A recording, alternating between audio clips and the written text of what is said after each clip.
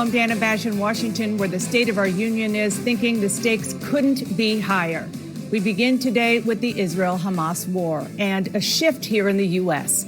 Senate Majority Leader Chuck Schumer, a long and steadfast supporter of Israel, made a stunning break with his longtime friend, Prime Minister Benjamin Netanyahu, and called him an obstacle to peace in the region. That comes as the U.S. works to build a floating pier to deliver aid to desperate people in war-torn Gaza. While early this week, negotiators are expected to, later this week, I should say, are expected to start talks again about a potential deal to pause fighting and free more of the Israeli hostages held by Hamas since October 7th, when Hamas started all this by attacking Israel and brutally killing more than 1,000 civilians.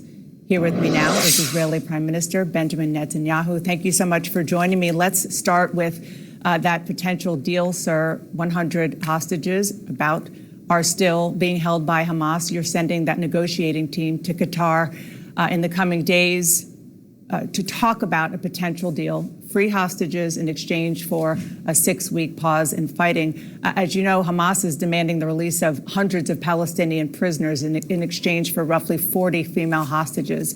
Are you open to that? Are you close to a deal? Well, time will tell, but Hamas's outlandish demands, and I'm not itemizing every one of them now, makes that deal a lot more difficult, but we're going to keep on trying because we want those hostages back. We understand also that the one thing that gets Hamas to give them is to give these hostages to us is the continued military pressure that we're applying there. So we're going to continue military pressure, and we're going to continue to try to get those hostages out. And we've succeeded already in bringing half of them out. I hope we continue along that same course. Let's talk about what happened here in the U.S. this week. Senate Majority Leader Chuck Schumer gave a pivotal speech and said, you have lost your way, and called you an obstacle to peace. Take a listen. The Netanyahu coalition no longer fits the needs of Israel after October 7th. And I believe that holding a new election, once the war starts to wind down, would give Israelis an opportunity to express their vision for the post-war future. Chuck Schumer is the highest-ranking Jewish elected official here in America, a staunch supporter of Israel. What's your response? I think what he said is totally inappropriate. It's inappropriate to go to a sister democracy and try to replace the elected leadership there. That's something that the Israeli public does on its own, and we're not a banana republic. I think the only government that we should be working on to bring down now is the terrorist tyranny in Gaza, the Hamas tyranny that murdered over 1,000 Israelis, including some dozens of Americans, and is holding Americans and Israelis hostage. That's what we should be focused on. And as far as what Senator Schumer said, the majority of Israelis support our governments. 82% of Americans support Israel instead of Hamas, but the majority of Israelis support the policies that we're leading. Go into Rafah, destroy the remaining Hamas terrorist battalions, make sure that we don't put into Gaza, instead of Hamas, the Palestinian Authority that educates their children towards terrorism and the annihilation of Israel, and also an enormous majority here, including 99 Knesset members to 9, oppose the idea of ramming down a Palestinian state down our throats. I want to get to some of those polls. The majority of Israelis, this is a wake-up call to Senator Schumer. The majority of Israelis support the policies of my government. It's not a fringe government. It represents the policies supported by the majority of the people. If Senator Schumer opposes these policies, he's not opposing me. He's opposing the people of Israel. Okay, I'm going to get to some of the polls that you cited in one moment, but I just want to make sure that our viewers understand that Chuck Schumer gave the big speech, but he has support in many ways from the President of the United States. President Biden is a self-described Zionist. Even he is starting to distance himself from the way you are handling the war. He called what Schumer said a good speech. He said that he shared the concern of many Americans. They aren't criticizing Israel. They're criticizing you and your right-wing coalition. Dana, there's a fallacy that is being perpetrated here. And you should take polls, you'll have your own polls, and check whether the people of Israel support the policies that I'm being criticized for. That is, supporting the policies of going into Rafah, destroying a quarter of the remaining Hamas terrorist army. That's like leaving a quarter of the Nazi terrorist army in Germany and saying, no, we're not going to finish the last quarter, and we're not going into Berlin. Most Israelis overwhelmingly support the position that we have to go in. They oppose the idea of ramming down a two-state solution or a terrorist state against their will, because they think that this will endanger Israel's future. They support those policies that I'm putting forward, and to present that as something that is, I'm an outlier, it doesn't represent the majority of the people of Israel, is simply a fallacy. And I'll tell you the other fallacy is, they're saying, well, most Palestinians don't support the Hamas massacre. In fact, 85% of the Palestinians do support, unfortunately, the Hamas massacre. So they've got two fallacies here, and you can readily check that. The majority of Israelis support the policies that I have on prosecuting the war, which is what I'm being criticized for. Well, so it's not just me. It's the people of Israel who believe that we have to have this resolute victory to assure a future. I think that what you're being criticized for is not prosecuting the war. It's the way that you're prosecuting the war. So I'm going to get to that in 1 minute. But I just want to add a little bit of sort of context to the way that the Biden administration is pushing back. Another way is that the U.S. intelligence community warned that, quote, distrust of Netanyahu's ability to rule has deepened and broadened across the public. And then back to the polls, you're talking about support for the idea of toppling Hamas. That makes perfect sense.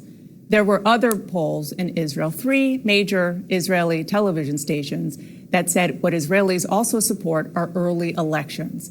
That's what I really want to focus on here, is Senator Schumer not calling to sort of topple the government, but specifically says, when the war winds down, will you commit to calling new elections? That's my question. Will you? Dana, 2/3, first of all, what you said is wrong. The vast majority of Israelis oppose early elections until the war doesn't end. We've just had many polls on that. Look, a lot of the polls are twisted. Channel 12 says 64% of Israelis support early elections. But all polls show that's not. No, I'm afraid they asked them the question, do you support it during the war? And they said no. But that's not what Schumer is calling for. He's calling for new elections when the war winds down. Well, we'll see when we win the war, and until we win the war, I think Israelis understand that if we were to have elections now, before the war is won, resoundingly won, we would have at least 6 months of national paralysis, which means we would lose the war. If we don't win the war, we lose the war, and that would be not only a defeat for Israel, but a defeat for America too, because our victory is your victory. We're fighting these barbarians that are not merely threatening the survival of Israel, when the war winds down? Everything that we hold dear together. Will you commit to new elections when the war winds down? I think that's something for the Israeli public to decide, but it's not something. No, look, that's something for the Israeli people to decide. I think it's ridiculous to talk about it. It's like after 9/11, after 9/11, you're in the midst of fighting the war against Al-Qaeda, and an Israeli would say, you know what we need now is either new elections in the U.S., or if your system doesn't allow, then President Bush should resign, and we should have an alternative leader. You don't do that. Well, let's you don't talk do about that to why. A sister democracy, to an ally. You don't talk about that. What you do talk about is, how do we help you defeat what President Biden called sheer evil? You don't just stop after you destroyed 80% of sheer evil. You destroy 100% of sheer evil to allow a different future for Israelis and Palestinians alike. Mr. Prime Minister, I want to talk about why the sentiment has changed. I mean, obviously, there has been huge support, and still is really big support here in the U.S. and most corners of the world for you doing what you are saying. Your strategic goal is to defeat Hamas and to make sure that that kind of terror attack doesn't happen again. But what is happening, and the reason why the world is shifting in public sentiment, is the humanitarian crisis in Gaza. Organizations call what they are seeing near famine in Gaza. So why won't you allow more food trucks to drive through the border crossings into Gaza to feed starving civilians while you continue to take out the terrorists in Hamas? Well, Well, our policy is to do exactly that. And in fact, we've enabled, well, our policy is to not to have famine, but to have the entry of humanitarian support as needed and as much as is needed. So we've created alternative routes, supply routes. We allow the dropping of the support from the air, humanitarian aid, a sea route that we've cooperated with, and it started yesterday, and alternative land routes that we're enabling again. The problem isn't getting the trucks in. The problem is that once they're getting in, they're looted by Hamas or looted by gangs. And what we're trying to do with some other powers is to try to get the aid to the actual civilians who need them and not looted by Hamas. That's really the problem. Well, in any case, that's our policy. And that's why I've enabled alternative routes of supply. Okay.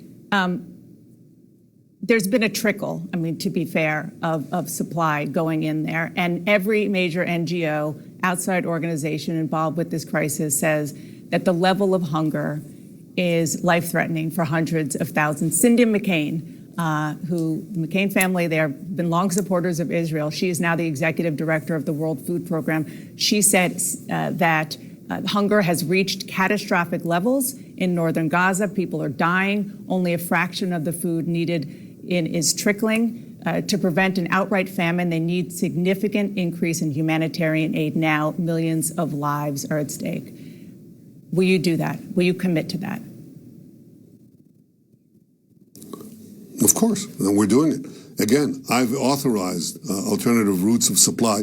And again, the problem is not the number of trucks going in, although we're increasing it on a daily basis. I think the problem is preventing the looting by Hamas and by others. And that's what we're working on now. I think it's a cooperative effort. Our policy is to enable humanitarian aid. That's been a constant element in our whole program. It's to destroy Hamas militarily, but also to supply the humanitarian aid simultaneously. Though, sir, it's not and the main happening. obstacle to that is actually Hamas. It's not happening. Well, in the north, you said that you've destroyed Hamas. If Hamas isn't in the north, then how is Hamas taking away food? And if you open up more border crossings and give more food into the area, allow starving people to eat, the looting maybe would subside. That's human nature, no? That's exactly what's happening, because we have increased the number of trucks entering the north. I think I'm up to date, and I know these numbers, and we know that there is an increase, but we also know that we have a job to do to prevent the looting, because at the end we bring in the trucks, including to the north, and then they're looted by remaining Hamas terrorists. We've destroyed the fighting formations of Hamas, the terrorist battalions, but there's still individual terrorists that we're mopping up. And I these understand individual terrorists shoot the drivers, take over the goods, and try to give it to Hamas fighters, the remaining Hamas fighters. So it's an ongoing battle. I understand but that. It's something but that you we're understand committed that to. it is the responsibility. Destroying Hamas and giving humanitarian aid. Forgive me. I understand that. Given the images that I'm sure you have seen, do you believe fundamentally that it is Israel's responsibility to make sure that those starving civilians, including those children, get food, and you're doing everything in your power to make sure that happens? Categorically, yes. I think it's an effort that we're engaged in all the time. I think that Hamas is working on the opposite effort. One, to get people not to leave war zones. They want more civilian casualties. We want to minimize civilian casualties. And the second, they want to commandeer the humanitarian aid and bring it to their underground terror tunnels, and we want it to reach the Palestinian population. So the blame should be laid squarely at Hamas's door, and instead, I find it both cynical and wrong, just factually wrong, to try to place the blame on Israel, which is doing everything it can to minimize civilian casualties and to get to humanitarian aid, and Hamas, which is doing the opposite. Instead of placing the blame on Hamas, we'll continue to do it regardless of the PR distortions. Yeah, I mean, I think that there is no question that Hamas is a nefarious organization doing everything it can to undermine what's going on and to create chaos. But I guess the point is that you're not Hamas. Israel is a democracy, and as a Jewish state, supports and believes in every life mattering. And so I'm glad to hear that you say that you're going to do what you can to get those aid trucks in. And obviously we'll be watching, and I'm sure a lot of organizations are going to be happy to hear what you said today. Thank you so much, Mr. Prime Minister. I appreciate your time. Thank you, Donna. Thank you. Here with me now is former House Speaker Nancy Pelosi. First, I just want to ask what your response is to what you just heard from the Prime Minister. The Prime Minister's presentation proved the necessity of Chuck Schumer's speech. Chuck Schumer's speech was an act of courage, an act of love for Israel. And I wish the Prime Minister would read the whole speech, because he speaks with great vehemence about the need to defeat Hamas. He is concerned about the weakness of the Palestinian Authority and the very, very dangerous attitude of the right-wing Israeli government.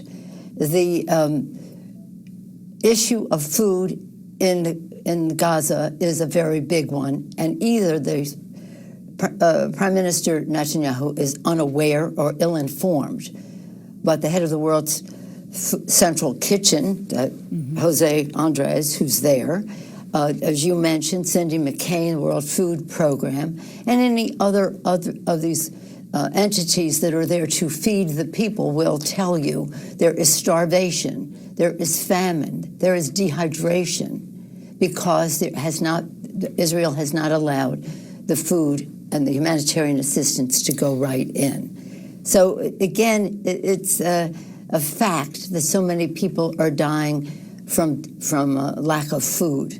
It's really a very sad situation. Now, from the standpoint of Chuck Schumer, he is, as you had mentioned, the leading Jewish elected official in our country. In history, he loves Israel, as we do. We support Israel.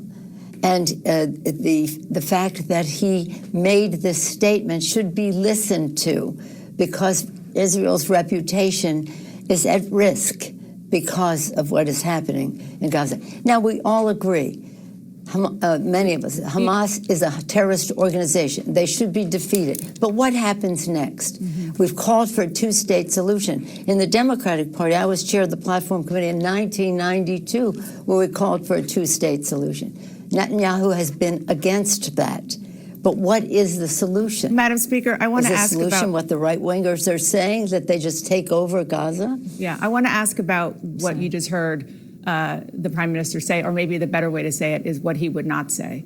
He wouldn't commit to new elections. He claims that the Israeli people don't want that. Do you believe, I know you said that we should read and listen to what Senator Schumer said.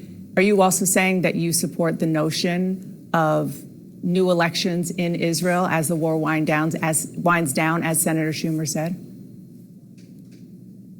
The only thing I would disagree with what you said is I don't think it's a notion. I think it's a very serious proposal that the people of Israel be able to speak. Now, it's up to them to decide that. It's curious to me to see Netanyahu talk the way he does when he tried to interfere in American elections, but that's another subject. When he came to the Congress, criticized the President of the United States, barged into our country, in our elections. But again, let's put that aside and let's just say, as we go forward, what is wrong with advocating for elections in a democracy?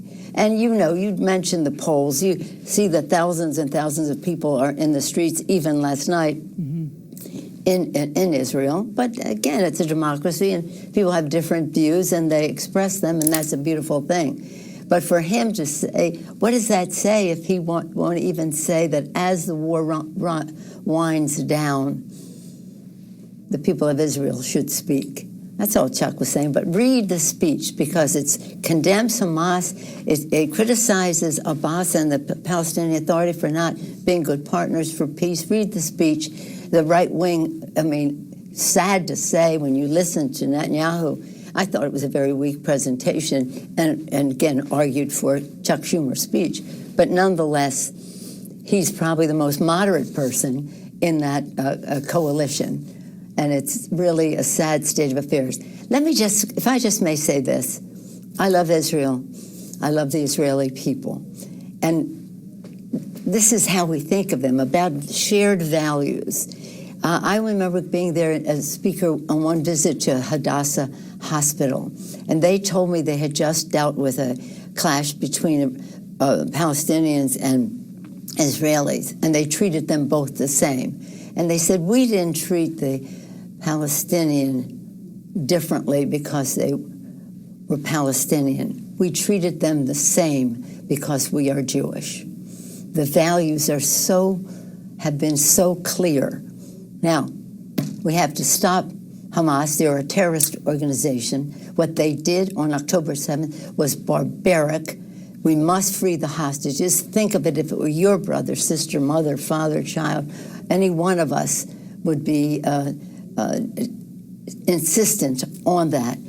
But as you have indicated, it's not a matter if you do it, it's how you do it. And to do it at the expense of children and their well-being is really what Chuck was addressing. And in our own law,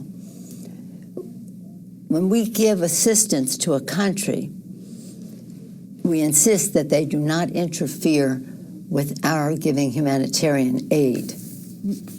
That is part of the Leahy, Senator Leahy, right. When he was in the Senate, put that forth. That was one of the provisions that said, if we're giving assistance, we expect that they will not interfere with our giving assistance for humanitarian purposes. I do want to turn quickly to Ukraine, if I may. The House Speaker, Mike Johnson, told Republican senators during their closed-door retreat this week that he was committed to finding a path ahead for Ukraine aid, maybe alone. Yeah. He told Politico that he was considering a standalone bill that would require a two-thirds vote.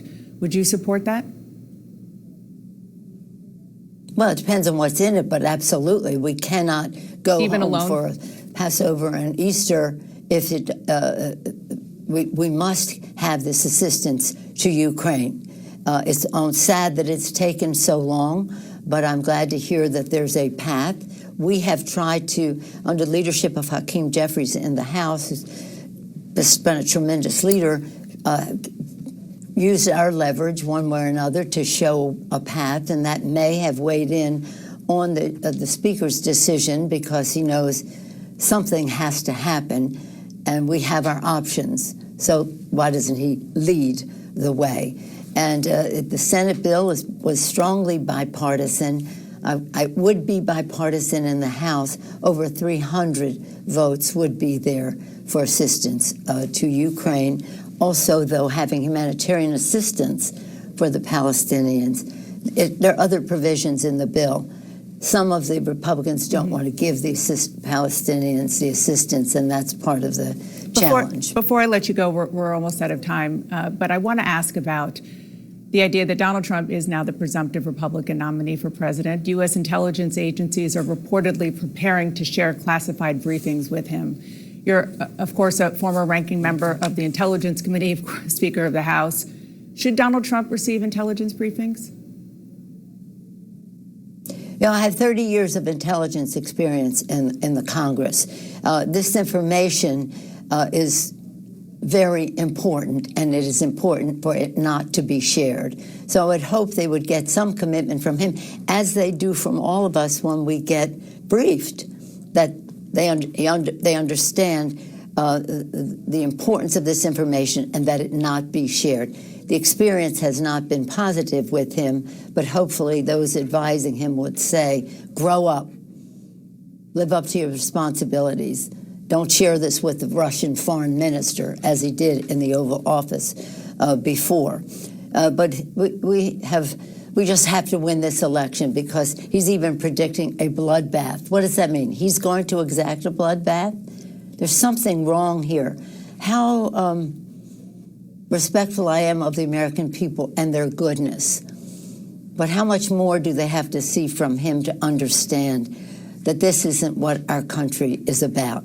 Praising Hitler, praising the Russians, honestly, I mean, condemning our soldiers for losing or dying in war or being captured in war.